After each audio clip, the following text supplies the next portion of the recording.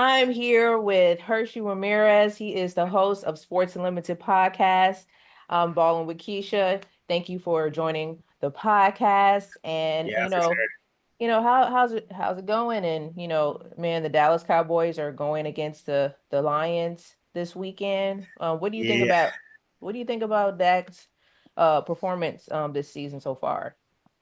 yeah. I mean, it's been going pretty good for us right now, but as far as being a Dallas fan, it's hurting me a little bit. Emotionally, it's hurting me.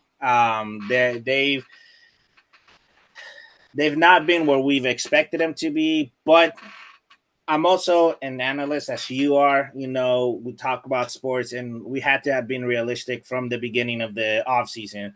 They didn't do anything. They didn't went out and get a free agent. Jerry Jones had plenty of excuses as to why they couldn't get it, and yet the money has always been there. No, but they light in the end in the tunnel is that, yeah, based on your question, Dak's performance has actually been pretty decent. No, through what is it, 5 games, I believe. Yeah, that's how much he Yeah, they're played. 3-2 right now. Yeah, so 5 games. He had 1,400 yards. No, so that's actually pretty competent, pretty good. No, only 4 interceptions to 8 touchdowns. So it's pretty decent. The problem here with it's not Dak's performance that I'm worried about. It's his fluidity with the offense as a whole. Because yeah, we have CeeDee Lamb, which is on the outside, which is great, and he's doing great. But when you take him away, who do they have else? That's true. That's true. No, Because they don't have anyone else, and you can't trust Brandon Cooks. I mean, what was his name? He scored the winning touchdown. it was Jalen Tolbert. Yeah, I mean, I like Tolbert. Don't get me wrong, I do. But he's not a confident wide receiver too, and Kayvon Turpin is more of a return guy. And sure, you have Jake Ferguson, but again, you still need a third person. You do. No, Yeah, and you then gotta have a whole team. one of the strengths of Dallas has always been the running game. And who do we have? Rico Dow, Ezekiel Elliott, and Deuce Vaughn. What? It's not enough. Ain't enough. So I mean, overall, I think Dak's performance has been decent enough through 5 games where he's made mistakes, he's fixed them, and we've won games. But outside of Dak and CD, we have no one. Damn. Mm-hmm. Well, I hope to get it together because I know they got like some big injuries with Micah Mm-hmm. Parsons and Demarcus Lawrence and Brandon Cooks.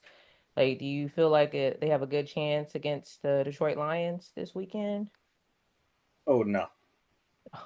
Let me give you this trend, okay? So, and I while talking about it, so the Lions are 3-1 against the spread when they're favored by 3 points or more this season. Okay, Okay. so they're 3-1. The Cowboys have lost 3 games since 20 at home since 2022, two of which were this season. Not good. On top of that, I'll give you even more. The Lions have lost 6 straight games to the Cowboys. Hmm. Well, this is not gonna go well for them. I don't I don't see it. I don't see it. I Yeah. mean, if they have any chance, like any miracle, like what do you think they need to do? Well, number one, we need to stop playing against the spread. How about that? Yeah. No, but it's a winnable game. So, number one, they need to stop Aiden Hutchinson. Okay, they need to really, really just stop him and make sure that he cannot get to Dak Prescott. He's I think, and I wrote it down, and I can't even find it in my notes, but he has like some like 12, no, 10 sacks, something like, 6.5 sacks, no, coming into this year. And he's doing great this year. Okay. He's arguably in position to become Defensive Player of the Year this year, and he's already won Defensive Player of the Month. Um, so if we can prevent him, knowing that they're gonna move him from left to right, probably stick him to the left side against our rookie left tackle, there's a chance there. But defensively, that's offensively. Defensively, we just need to put pressure on Jared Goff, no matter what happens. Okay, no, we're very, very much depleted. You did mention a lot of the injuries, so we're gonna have to rely on Carl Lawson, Joseph something Linville. I'm butchering his name. Massey Smith, Uza, and I'm not even gonna try to say his name. Something really out there, amongst others, to be able to get that pressure, and that should help us. I mean, it's still gonna be a pretty much a, a throwing game. I mean, they're gonna throw the ball on both sides of the ball, and the last thing that they need to do, and more importantly, stop with the penalties and dumb mistakes. Yeah, Like, very mental Jesus mistakes. Christ. Yes, a lot of mental mistakes. If they can stop that, there's a chance. Okay, well that's good news. What do you think is going to be the score at the end of the game? What do you think it's going to be?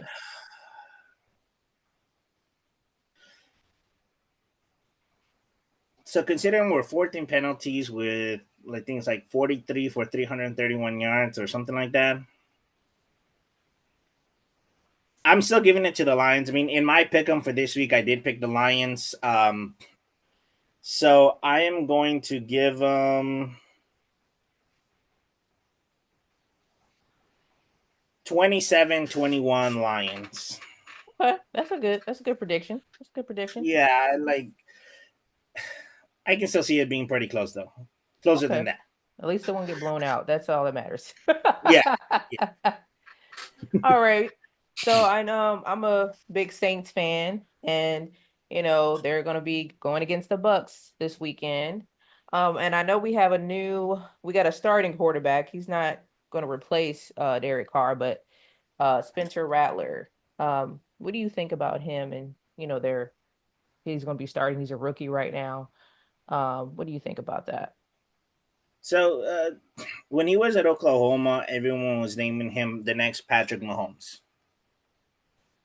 Um, he's not as pretty as Patrick Mahomes. So He light skin. That's about it. They're both uh, light skin. he's a 5 with a really good personality. If I'm throwing that out there, okay, Right. Okay. yeah. Um, but I mean, playing wise, he's pretty good. He's decent. He does make a lot of mistakes, and that's my worry with him now.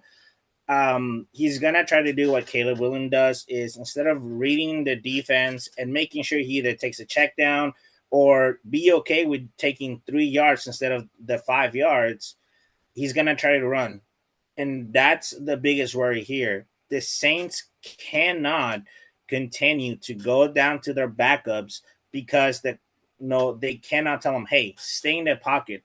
The Saints have a very decent offensive line. No, is it the best? No, but it's not the worst either. It's enough. Derek Carr has done great with that. Plus, they need to rely on. He needs to learn that he needs to rely on the safeties. No, the safeties. The safety nets. I'm sorry, which are Chris Olave and Alvin Kamara. If Taysom Hill was playing, he would be the next safety net, but he's not. So, if he can do that, I think he's great. I mean, last year at South Carolina, he had a 68% completion percentage. That's not bad. And I mean, he had 19 touchdowns for 8 interceptions. You can't ask for anything better from a rookie than that. Well, I have hope for him. You never know. He could pull out a Mhm. win. Yeah, he could. Yeah. So you think he'd have a good chance of beating the Bucks this weekend, or it's just like, we're just trying to, work him in there and see how he does. Oh yeah. Oh no, you guys. There's no chance they're gonna beat the Bucks this year. I'm sorry. Okay. It's um, okay. We just trying to get a little glimmer of hope into Yeah, our Saints. if the Bucks had won last week against the Falcons, I would say you guys have a glimmer of hope. But after that overtime heartbreaker against the Bucks, there is no way that they're going to do that. Plus, on top of that, they're dealing with the whole Hurricane Helene situation, so it kind of adds on to the we can go down 0-2 in the division. We got to win for our city kind of situation. And I mean, if you really think about it, what better way to feel better about ourselves than to beat up on a rookie that really hasn't done anything with the offense and with the starters in the offense and basically doesn't really know the play. Well, I mean, you can make good points on that one. I mean, Yeah. if I was a defensive player, I would feel better about myself beating up on this rookie. It's the truth. It's no, we're not gonna deny it. Everybody would. Well, yeah, I feel you. I feel you. Yes. Yeah, I don't think they're just, trying to get their legs under them. I feel like, this is just a game to try them out and see what works and what doesn't. Yeah, but I will give you this. I think the Bucks are gonna take it, but because I they do have the Bucks do have a lot of injuries on defense, I'll give you a close game, 26-23 Bucks. Okay. I can deal with that. I can deal with that. You know, Right, I, I can live with that. yeah, Okay. Well, I'm excited. This is a great season and I'm just getting to know the team still, but I really appreciate your take on all of my questions and the Cowboys and of my course. husband is a big Cowboys fan, so he's very happy about the win last time. So, You and me both. yes. So, I was rooting along with him. Um But yeah, so I'm just excited about the season and I know you have a Sports Unlimited podcast and what can sports fans expect from your show? I know you had your show with your sister, but now it's with your friend now, so can you just give me a little insight into it? Yeah, I mean, like you said, we were Sports on Sporty Saving podcast when me and my sister started it, and but she had to go do schoolwork, which obviously is more important than this. And I doing it by myself for a little bit, and then I brought in a friend of mine, Devin, who now is co-hosting with me, and it's been great. And you can expect back the banter of two individuals who are lover of the sport of all sports, but at the same time, completely opposite people. I'm more out there, and he's more reserved. You know, um, no. Plus, we're both dads, so it really meshes well into just being able to tell dad jokes over and over. And what I love the most about it is the fact that he's a Longhorn fan and I'm an Aggie. So we're always constantly at each other's throats when it comes to Texas and Texas A&M. Oh, that's good. That's always a good rivalry. I love that. Yeah. It makes for a good show.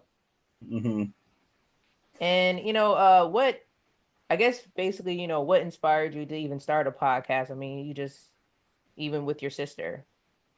Honestly, at the beginning of it, it was during COVID when we started it, and we were all very depressed and stuck at home. We had nothing to do, and as you know, Vanessa, our producer, started her own network, which is RYM. No, and I just asked her one day, "Hey, how do you start a podcast?"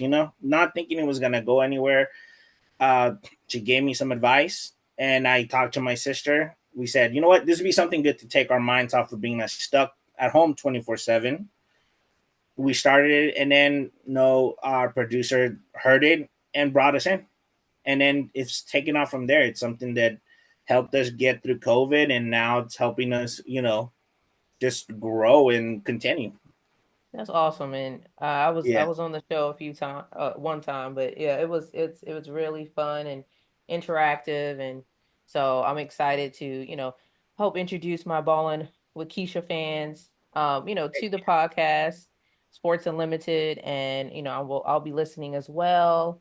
So it's gonna be great, just to collaborate. How do we tune in to your show? So right now we're on the RYM Facebook page. I'm sorry, YouTube page.